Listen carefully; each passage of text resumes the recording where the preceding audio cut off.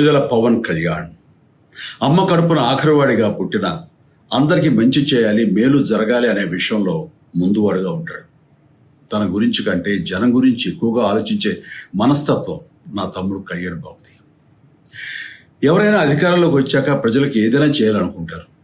కానీ కళ్యాణ్ తన సొంత సంపాదనని కౌలు రైతులు కన్నీళ్లు తుడిచేందుకు ఖర్చు పెట్టడం, సరిహద్దు దగ్గర ప్రాణాలొడ్డి పోరాడే జవాన్ కోసం పెద్ద మొత్తం అందివ్వటం, అలాగే మత్స్యకారులు ఇంకా ఎందరికో తాను చేసిన సహాయం చూస్తుంటే ఇలాంటి నాయకుడు కదా జనానికి కావాల్సింది అనిపిస్తుంది.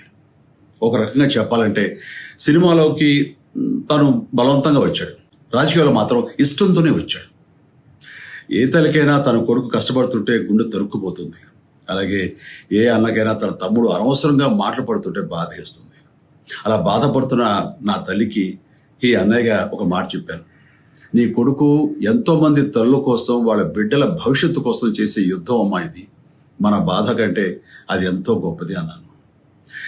అన్యాయాన్ని ఎదిరించకుండా మౌనంగా ఉండే మంచివాళ్ళ వల్లనే ప్రజాస్వామ్యం మరింత నష్టం అని నమ్మి జనం కోసం జన సైనికుడయ్యాడు.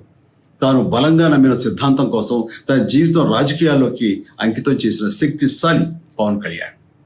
ప్రజల కోసం, రాష్ట్ర భవిష్యత్తు కోసం ఆ శక్తిని వినియోగించాలి అంటే చట్టసభలో అతని గొంతు మనం వినాలి.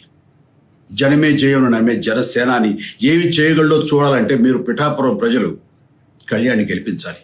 మీకు సేవకుడుగా, సైనికుడుగా అండగా నిలబడతాడు. మీకోసం ఏమైనా సరే కలబడతాడు, మీ కళ నిజం చేస్తాడు. పిఠాపురం వాస్తవ్యులకు మీ చిరంజీవి విన్నపం, గాజు గ్లాసు గుర్తుకి మీ ఓటు వేసి పవన్ కళ్యాణ్ని గెలిపించండి. జై హింద్.